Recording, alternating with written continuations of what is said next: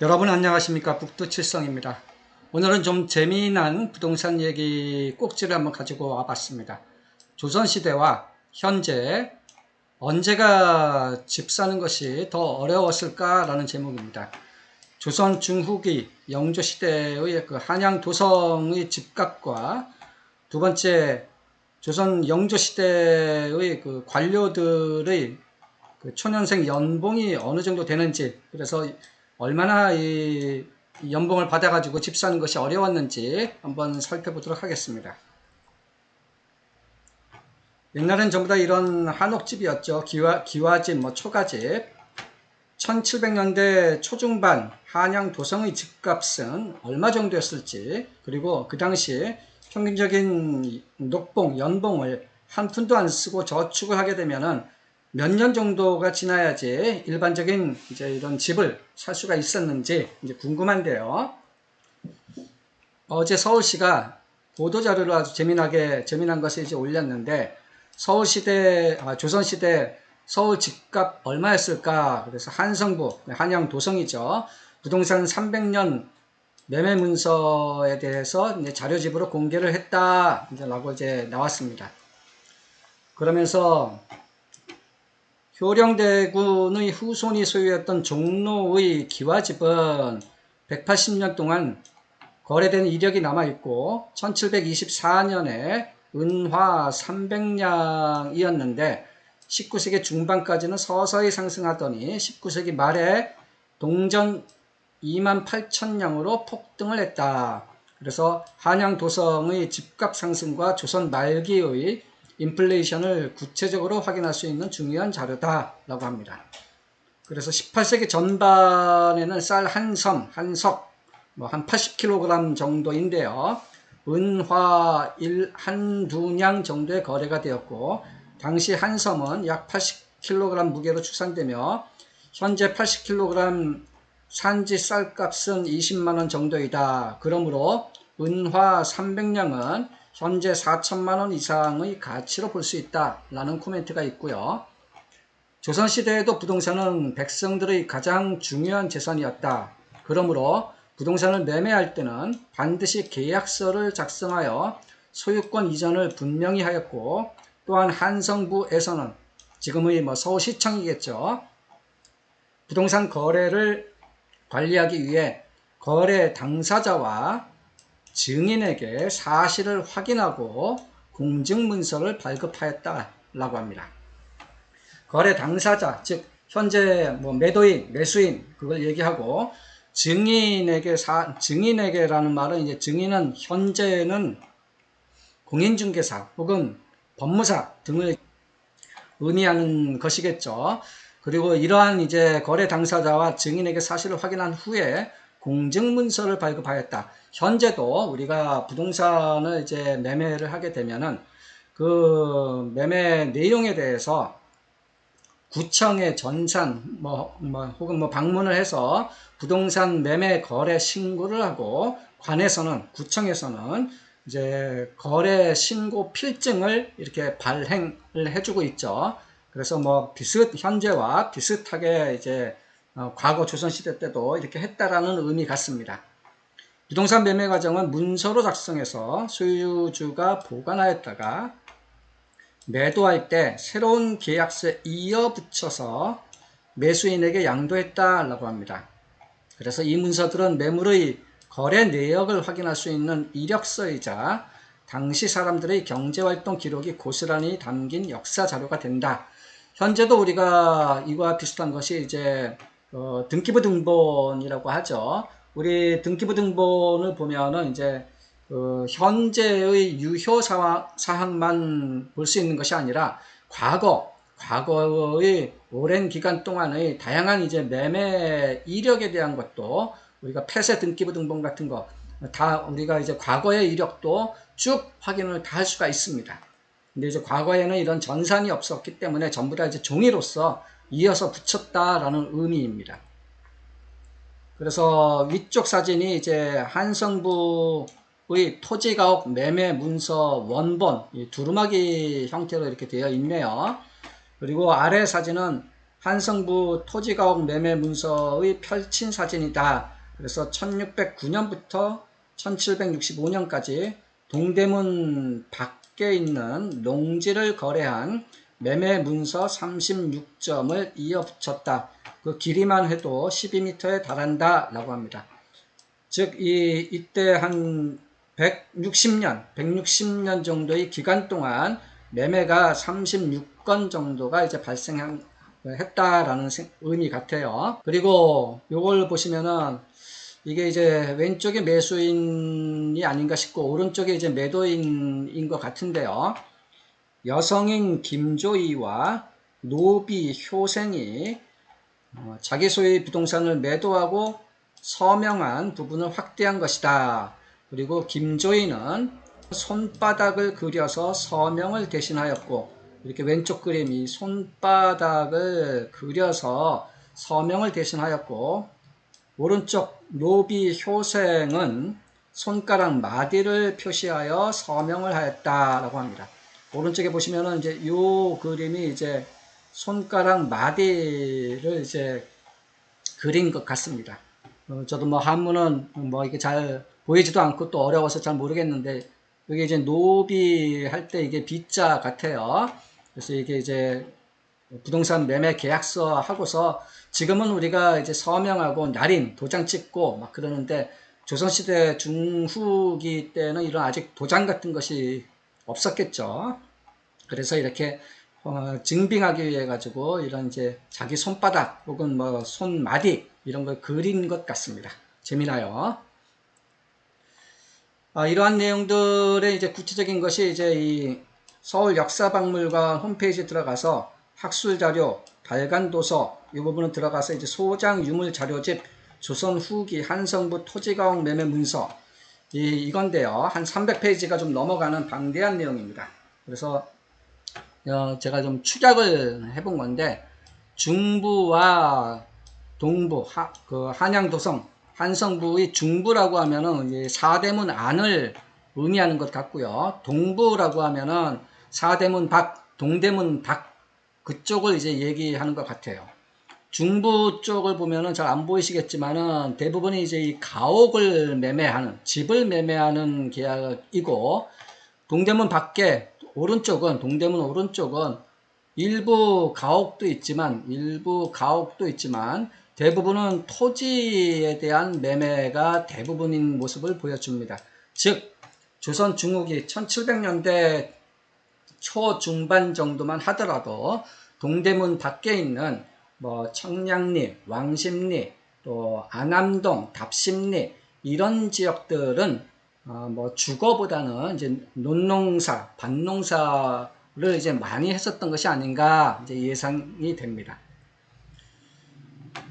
그래서 이제 이 한양 도성에 있는 이 집, 한옥집이죠. 가옥의 이제 거래 내역을 살펴보면 회화정동 가옥이라고 해서 현재 거기가 이제 종로구의 공평동이라고 이제 하더군요. 그래서 종로구에 있는 그 한옥집이 1730년에 매매가 된 것을 보면은 홍정방 18칸에 공대 11칸짜리의 집이, 그래서 이게 이 홍정방이 아마 이제 집인 것 같고, 이 공대라는 것은 이 대자가 대지할 때 이제 대자로 보여지더라고요. 그래서 홍정방은 주거 건물, 공대라는 것은 아마 마당이 아닌가 싶은데요. 그래서 건물 면적은 한 34평, 이 한 칸의 넓이가 보시면은 이제 한 칸이 찾아보니까 검색해보니까 6.24제곱미터, 그래서 평으로 환산하면 1.89평 정도 되더라고요. 그래서 이렇게 한 34평 정도 되고 마당이 한 21평 정도 되는 그러한 한옥집이 정은자라는 화폐 단위가 있더라고요. 그냥 은자가 아니라 뭐 정자도 뭐 있는가 본데 잘 모르겠습니다. 160량 정도의 매매가 됐다 이거고요. 또 종로구 공평동, 그 당시는 이제 회화동의 가옥이 1724년에 와가는 이제 기와집이란 얘기겠죠. 기와집 21칸짜리, 그러니까 면적으로는 한 40평 정도 되고, 공대, 마당이 51칸이니까 마당이 이제 굉장히 한 100평 정도 뭐 되는 상대적으로 좀 큰 집 같은데요. 이것이 이제 정은자 한 300량에 이제 매매가 됐다라는 것이고, 그 다음에 흥립전계라는 지역이 있는가 봅니다. 아마 상업 건물인 것 같은데요. 현재는 이제 남대문로 1가라든가 혹은 종로 1, 2, 3가 그쪽이 이제 조선시대만 하더라도 흥립전계라는 이제 지역명이었었던 것 같은데, 1733년에 개조를 한 기와집 4칸에 또 새롭게 개조를 또 한 9칸짜리 한옥집, 이제 건물 면적이 한 25평 정도 되는데, 그것이 이제 정은자 140량에 매매가 되었다라는 것 같습니다. 홍정방이라는 것을 검색을 해봤는데 좀 찾기가 좀 어렵던데 주거용 건물로 보여지고요. 공대라는 것은 아마 마당을 얘기하는 것 같고, 뭐 한 칸의 크기는 뭐 1.9평 정도 되고, 우리가 뭐 그런 말들 하죠. 99칸 고관 대작집이다. 99칸이면은 한 칸이 한 1.9평 정도 되니까 굉장히 이제 크죠. 그런데 이제 아무리 고관 대작이라 할지라도 100평 이상은 100칸 이상은 좀 하기가 힘들었었던 것 같던데, 보니까 살펴보니까 100칸 이상은 이제 임금님 왕이나 이제 그렇게 100칸 이상이 되고, 정승들 뭐 고관 대작이라 하더라도 그 최대 99칸 정도가 뭐 맥시멈이었었던 것 같습니다. 정은자라는 화폐 단위는 제가 뭐 확실하게는 잘 모르겠어요. 그냥 은자인 것 같아요. 조선시대 화폐 단위를 보니까 한 냥이라고 하면은 10전, 10전을 의미를 하고, 또 10전은 100푼을 의미합니다. 그래서 한 냥은 100푼이다. 우리가 뭐 옛날에 이런 말들 많이 했죠. 동냥할 때 한 푼 줍시오, 한 푼 줍시오. 그래서 이제 한 푼, 푼돈이라는 개념에서 뭐 이렇게 이제 조선시대 화폐 단위가 이렇게 있습니다. 그리고 이 페이지는 이제 땅에 대한 내용입니다. 건물에 대한 것이 아니라 땅에 대한 것이고, 요거는 전부 다 이제 그 영도교라고 해서 현재 동대문 밖에 있는 논이라고 합니다. 그리고 안암동, 이것도 이제 동대문 밖에 있죠. 현재 동대문구죠. 거기에 있는 답, 이 사대문 밖에 있는 데는 이제 주로 토지 거래가 이제 있었다라는 건데, 1726년과 27년에 추자라는 말은 잘 모르겠지만 이제 크기가 이제 두룩지의 사부 이속, 그 두룩지라는 말이 찾아보니까는 우리가 마지기와 거의 뭐 비슷한 개념이었다라고 합니다. 그래서 한 두룩지는 200평에서 300평 정도의 넓이를 갖고 있다라고 합니다. 우리가 뭐 한 마지기, 두 마지기, 세 마지기 막 그렇게 하는데, 옛날에는 이런 측정, 거리라든가 면적을 정확하게 측정할 수 있는 방법이 없기 때문에 이제 눈대중으로 뭐 한 마지기는 대충 뭐 한 200평에서 300평 정도 됩니다. 뭐 이 정도의 면적이 뭐 한 마지기예요. 뭐 그런 말도 우리가 쓰지 않습니까? 그래서 요 두락지라는 걸로 해서 요 사두락지 사부 이속 정도면은 땅 면적으로 한 1100평 정도 되는 것으로 보여지고, 답 7두락지라고 하면 1750평 정도 되는 것 같습니다. 이것이 이제 화폐 단위는 뭐 전문 47량, 전문은 저도 잘 모르겠어요. 47량이고 아래 것은 은자로 53량 정도 된다라고 합니다. 그러면은 이때 당시 조선시대 중후기, 그 영조시대, 그때 이제 이 관료들이 받는 연봉, 녹봉이라고 하죠. 녹봉이 과연 얼마나 되는지를 또 한번 쭉 찾아봤는데요. 이게 그 당시 정확한 그 당시인지는 이제 좀 찾아봐야 되겠지만, 정구품이 이제 이 조선시대 중후기 때는 이제 가장 말단의 이제 관리입니다. 정일품, 종일품, 그런 데가 이제 거의 뭐 정승급이고, 정구품이 이제 말단인데, 이 최해 말단이 받는 것은 그 당시는 이제 돈으로 받는 것이 아니라 이렇게 쌀, 보리, 콩, 면포 이런 것으로 받았다라고 하는데, 이렇게 계절별로 한 번씩 이렇게 준다라고 하고요. 그래서 쌀은 1년에 9석, 보리와 콩은 1석, 3석, 그리고 면포는 1년에 3필, 이 정도로 준다라고 합니다. 그런데 이제 한 섬이라고도 하죠. 한 석은 이제 80kg 정도고, 면포 한 필이다 라고 하면은 이 가로로 37.4cm에 길이로는 16m 정도 되고요.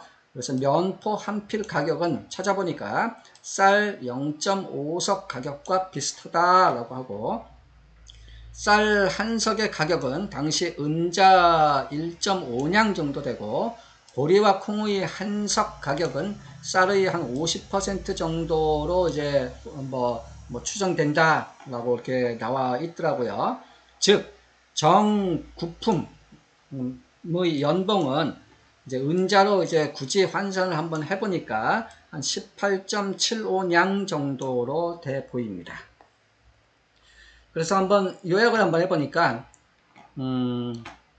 조선 중후기 사대문 안의 건물 약 34평에 마당 21평 정도 되는 한옥의 가격은 은자 160냥 정도였습니다.